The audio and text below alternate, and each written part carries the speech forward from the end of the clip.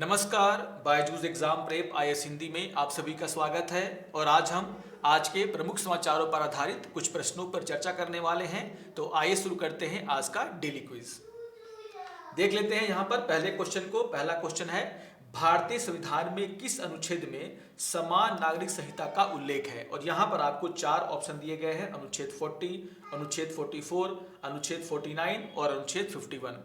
तो काफी easy question है। आप सभी जानते हैं कि जो यूनिफॉर्म सिविल कोड है यानी कि समान नागरिक संहिता, उसका उल्लेख जो है हमारा जो संविधान का अनुच्छेद 44 है यानी कि जो डीपीएसपी का अनुच्छेद 44 है, वहां पर आप देखोगे तो यहाँ पर यह कहा गया है कि एक राज्य की जिम्मेदारी है कि वो क्या करे, पूरे भारत क्षेत्र के नागरिकों के लिए समान नागरिक संहिता को सुरक्षित करने का प्रयास करे। यानी कि यहां पर आप देखोगे तो जो पहला क्वेश्चन उसका आंसर क्या होगा, अनुच्छेद 44 यानी कि आपका ऑप्शन नंबर बी। अब यहां पर आपको ध्यान रखना है कि इससे जुड़ा हुआ जो न्यूज है वो आज द हिंदू में, द इंडियन एक्सप्रेस में सभी जगह आया है, जहां पर जो है उत्तराखंड यूनिफॉर्म सिविल कोड को लेकर के चर्चा की गई है। तो इस न्यूज को आगे भी हम लोग फॉलो करते रहेंगे, लेकिन इसी न्यूज को आधार बना करके क्वेश्चन आपके सामने रखा गया था। आंसर सभी को पता है, अनुच्छेद 44। तो आगे बढ़ते हैं और देख लेते हैं क्वेश्चन नंबर 2 को। क्वेश्चन नंबर 2 क्या है, अंतर्राष्ट्रीय न्यायालय यानी कि आईसीजे के बारे में हम लोग बात कर रहे हैं। अंतर्राष्ट्रीय न्यायालय के संबंध में निम्नलिखित कथनों पर विचार करें। और यहां पर आपको 3 कथन दिया गया है और आपसे पूछा जा रहा है कि इनमें से कितने कथन सही हैं। तो देख लेते हैं एक एक करके सारे कथनों को। यहां पर पहला कथन है, आईसीजे के न्यायाधीशों को संयुक्त राष्ट्र महासभा और सुरक्षा परिषद द्वारा 5 वर्ष की अवधि के लिए चुना जाता है। तो यहां पर हम बात कर रहे हैं अंतर्राष्ट्रीय न्यायालय की। और आपको ध्यान रखना है कि इससे जुड़ा हुआ जो न्यूज है वो इंडियन एक्सप्रेस में आया है। यहां पर आपको ध्यान में रखना है कि जब हम आईसीजे की बात करते हैं, अंतर्राष्ट्रीय न्यायालय की बात करते हैं, तो इसमें कुल जो है 15 न्यायाधीश होते हैं, जिन्हें की जो है संयुक्त राष्ट्र महासभा और सुरक्षा परिषद द्वारा कितने वर्षों के लिए, 9 वर्षों के लिए चुना जाता है, 9 ईयर। तो इसके धारा पर अगर देखा जाए तो यहाँ पर जो हमारा पहला कथन है जिसमें लिखा हुआ है 5 वर्ष की अवधि के लिए चुना जाता है, इसके धार पर ये जो पहला स्टेटमेंट है वो गलत हो जा रहा है। तो याद रखिएगा, पहला स्टेटमेंट क्या है, गलत है। आइए देख लेते हैं दूसरे स्टेटमेंट को। दूसरा स्टेटमेंट है, इसके सदस्य स्वतंत्र न्यायाधीश होते हैं। अब आपको ध्यान में रखना है कि जो अंतर्राष्ट्रीय न्यायालय है वहां पर काफी महत्वपूर्ण मुद्दे जो हैं जाते हैं, दुनिया के बड़े मुद्दे, काफी जेनोसाइड से जुड़ा हुआ मुद्दा। अभी यहाँ पर जो है साउथ अफ्रीका के द्वारा इजराइल पर जो है जो जेनोसाइड का मुद्दा है वो लेकर के यहाँ पर जाया गया है। तो आप देखोगे कि यहाँ पर जो जटिल मुद्दे होते हैं उनको सुलझाने का प्रयास किया जाता है। और इसीलिए यहाँ पर कोशिश ये की जाती है कि जो अंतर्राष्ट्रीय न्यायालय है उसमें कोई सरकार का प्रतिनिधि नहीं हो, यानी कि जो भी वहां पर न्यायाधीश हैं वो स्वतंत्र न्यायाधीश होते हैं, किसी सरकार के इन्फ्लुएंस में वो आकर के काम नहीं करते हैं। तो इसके आधार पर आपको ध्यान में रखना है कि जो दूसरा स्टेटमेंट है वो पूरी तरीके से क्या है, यहाँ पर सही है। आइए देख लेते हैं तीसरे स्टेटमेंट को। तीसरा स्टेटमेंट क्या है, आईसीजे के किसी भी सदस्य को तब तक बर्खास्त नहीं किया जा सकता जब तक कि अन्य सदस्यों की सर्वसम्मत राय में वह आवश्यक शर्तों को पूरा नहीं करता या करती हो। तो ये बिल्कुल सही है। यहाँ पर आप ध्यान रखिएगा कि किसी भी सदस्य को, मान लीजिए 15 न्यायाधीशों की हम लोग बात कर रहे हैं, तो उनमें से किसी भी न्यायाधीश को तब तक आप बर्खास्त नहीं कर सकते जब तक कि अन्य सदस्य सर्वसम्मति से क्या है, इसके लिए राजी हो। तो बिल्कुल यह उसकी स्वतंत्रता और निष्पक्षता के लिए ऐसा किया गया है। तो यहां पर आप देखोगे कि तीसरा कथन भी यहां पर सही है, यानी कि 2 कथन सही हैं। और इसीलिए क्वेश्चन नंबर 2 का आंसर होगा आपका ऑप्शन नंबर बी, केवल 2 कथन। तो आइए आगे बढ़ते हैं और इससे जुड़ा हुआ जो न्यूज है उसे जो है आपको जरूर ध्यान रखना है। आईआर का भी इंपॉर्टेंट टॉपिक है ये, और जो इंटरनेशनल कोर्ट ऑफ जस्टिस है वो अपने आप में ही एग्जाम पॉइंट ऑफ व्यू से देखा जाए तो काफी इंपॉर्टेंट हो चुका है। आइए आगे बढ़ते हैं और देख लेते हैं क्वेश्चन नंबर 3 को। क्वेश्चन नंबर 3 है, निम्नलिखित में से किसका निर्माण लागोस की संधि के माध्यम से किया गया था? और यहां पर आपको 4 ऑप्शन दिए गए हैं। पहला ऑप्शन क्या है, पश्चिम अफ्रीकी राज्यों का आर्थिक समुदाय, जिसको हम लोग बोलते हैं इकोवास। दूसरा क्या है, अफ्रीकी संघ। तीसरा है चीन अफ्रीका सहयोग पर मंच। और चौथा है अफ्रीकी, कैरिबियाई और प्रशांत राज्यों का संगठन।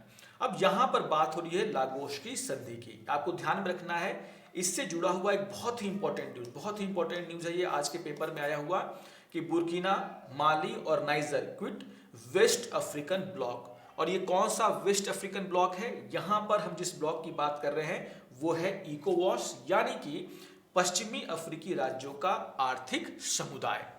तो बहुत ही इंपॉर्टेंट है ये। तो यहां पर आप ध्यान रखेंगे कि जो इकोवॉस है उसका जो है निर्माण जो किसके आधार पर किया गया था? लागोस की संधि के आधार पर किया गया था। तो याद रखिएगा, इसके बारे में मैंने कुछ जानकारियां आपको दे दी हैं। जैसे इकोवास को जो है वर्ष 1975 में क्या किया गया था? बनाया गया था। और संधि कौन सी थी? लागोस की संधि। इसका सचिवालय जो है नाइजीरिया में है, अबूजा। और इसके सदस्य राज्यों की बात करें तो इसमें 15 सदस्य देश क्या इसमें शामिल है।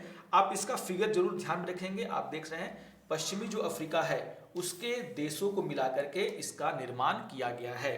तो इस फिगर को भी आपको ध्यान में रखना है। और इसके आधार पर अगर हम देखें तो यहाँ पर जो आपका क्वेश्चन नंबर 3 है उसका आंसर क्या हो जाएगा? आपका ऑप्शन नंबर ए, यानी कि पश्चिमी अफ्रीकी राज्यों का आर्थिक समुदाय। तो काफी इंपॉर्टेंट ये क्वेश्चन है, इसको आप लोग जरूर रिवाइज करेंगे, नोट डाउन करेंगे। काफी इंपॉर्टेंट यहाँ पर डेवलपमेंट देखने को मिल रहा है। आइए आगे बढ़ते हैं और देख लेते हैं क्वेश्चन नंबर 4 को। क्वेश्चन नंबर 4 क्या है? राष्ट्रीय स्तर पर अनुसूचित जाति और अन्य पारंपरिक वन निवासी, जिसे हम बोलते हैं शॉर्ट में वन अधिकारों की मान्यता अधिनियम 2006 के प्रभावी कार्यान्वयन को सुनिश्चित करने के लिए कौन सा मंत्रालय नोडल एजेंसी है? तो यहां पर यह पूछा जा रहा है कि वन अधिकारों की मान्यता अधिनियम 2006 को कौन सा मंत्रालय जो है उसको क्या करता है? इंप्लीमेंट करता है। और यहां पर आपको 4 ऑप्शन दिए गए हैं: ग्रामीण विकास मंत्रालय, पंचायती राज मंत्रालय, पर्यावरण वन और जलवायु परिवर्तन मंत्रालय, और डी है जनजातीय मामलों का मंत्रालय। तो यहां पर आपको ध्यान में रखना है कि यहां पर जो सुटेबल आंसर है वो कौन है? आपका ऑप्शन नंबर डी, यानी कि जनजातीय मामलों का मंत्रालय। काफी इंपॉर्टेंट क्वेश्चन है, काफी इंपॉर्टेंट क्वेश्चन, याद रखिएगा। और जिस न्यूज पर ये बेस्ड है वो भी काफी इंपॉर्टेंट है। द हिंदू में आया है, forest right can influence pole result in nearly a third of Lok Sabha seat. तो न्यूज तो इंपॉर्टेंट है ही, इसमें भी काफी सारी बातें आपको दी गई हैं। लेकिन ये जो क्वेश्चन है, इस तरह के क्वेश्चन यूपीएससी काफी पूछता रहा है। तो याद रखिएगा कि जो वन अधिकारों की मान्यता अधिनियम 2006 है उसमें जो उसका जो क्रियान्वयन है वो किसके अंतर्गत आता है? जनजातीय मामलों के मंत्रालय के अंतर्गत आता है। आइए आगे बढ़ते हैं और एक प्रीवियस क्वेश्चन पर चर्चा कर लेते हैं। और ये क्वेश्चन 2016 में पूछा गया था। क्वेश्चन क्या है? सत्यशोधक समाज ने संगठित किया। और यहाँ पर आपको 4 ऑप्शन दिए गए हैं: बिहार में आदिवासियों के उत्थान के लिए एक आंदोलन, बी है गुजरात में मंदिर प्रवेश आंदोलन, सी है महाराष्ट्र में एक जाति विरोधी आंदोलन, और डी है पंजाब में किसान आंदोलन। आप सभी को पता है इसका आंसर क्या होने वाला है? ऑप्शन नंबर सी, महाराष्ट्र में एक जाति विरोधी आंदोलन। तो यहां पर आपका जो क्वेश्चन नंबर 5 है काफी इजी है, लेकिन काफी इसको रिपीट करके पूछा गया है। इसका आंसर क्या होगा? आपका ऑप्शन नंबर सी। आइए अब आज के तथ्य पर चर्चा कर लेते हैं। और आज हम चर्चा करने वाले हैं मेलेनिस्टिक टाइगर्स यानी कि बाघों के बारे में। इसको लेकर के काफी दिनों से जो है 1-2 दिनों से खास करके न्यूज काफी सारे आ रहे हैं। और एग्जाम पॉइंट ऑफ व्यू से भी टाइगर काफी इंपॉर्टेंट है। क्यों इंपॉर्टेंट है और ये न्यूज क्यों है? क्योंकि यहाँ पर उड़ीसा सरकार ये प्लान कर रही है कि सिमलीपाल टाइगर रिजर्व जो है वहां पर जो ये बाघ पाए जाते हैं, जिनको हम लोग जो काली धारियों वाले बाघ के नाम से भी जानते हैं, ब्लैक टाइगर्स के नाम से भी जानते हैं, उनकी सफारी यानी कि उनको देखने के लिए जो है यहाँ पर प्रबंध किए जाने की बात यहाँ पर उड़ीसा सरकार के द्वारा कही जा रही है। अब आपको ध्यान में रखना है कि हम जिस टाइगर की बात कर रहे हैं उस टाइगर को जो है सिमलीपाल टाइगर रिजर्व में पाया जाता है। और ये दुनिया का एकमात्र ऐसा बाघों का निवास स्थान है जहां पर इस तरह के बाघ पाए जाते हैं।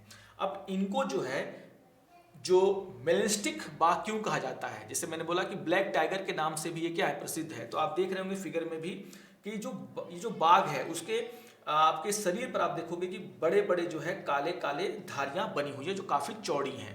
और इसीलिए जो है क्योंकि ये सामान्य बाघों में नहीं पाई जाती हैं, इसलिए इन्हें जो है मेलेनिस्टिक बाघों के नाम से जाना जाता है। अब यहाँ पर आपको ध्यान में रखना है एग्जाम पॉइंट ऑफ व्यू से, ये सिमलीपाल टाइगर रिजर्व कहाँ पर है? और यहाँ पर जो है इस पूरी दुनिया में सिर्फ यहीं पर जो है ये बाघ पाए जाते हैं। और अगर हम साइंटिफिक तरीके से इसको देखें तो यहाँ पर आपको ध्यान रखना है कि जो मेलानिज्म है उसके बारे में यहाँ पे चर्चा की गई न्यूज में। और कहा गया है कि कि ये जो बाघ हैं इनमें जो है और बाघों की तुलना में चौड़ी धारियां, काले रंग की चौड़ी धारियां इसलिए पाई जाती है क्योंकि यहाँ पर कहीं ना कहीं आप देखोगे कि जेनेटिक म्यूटेशन यहाँ पर देखने को मिला है।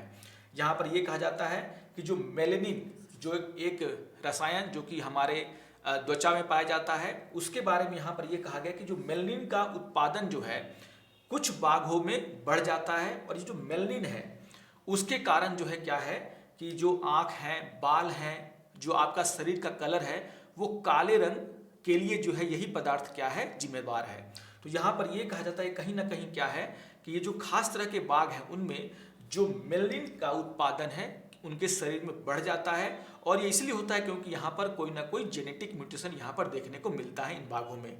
और यहाँ पर आप ध्यान में रखिएगा कि जिस हम जेनेटिक म्यूटेशन की बात कर रही हैं वो कौन सा है। यहाँ पर आपको ध्यान में रखना है कि ट्रांस मेम्ब्रेन एमिनो पेप्टेज क्यू कहा जाता है कि ये जो जीन है ये एक प्रकार का क्या है, जीन है।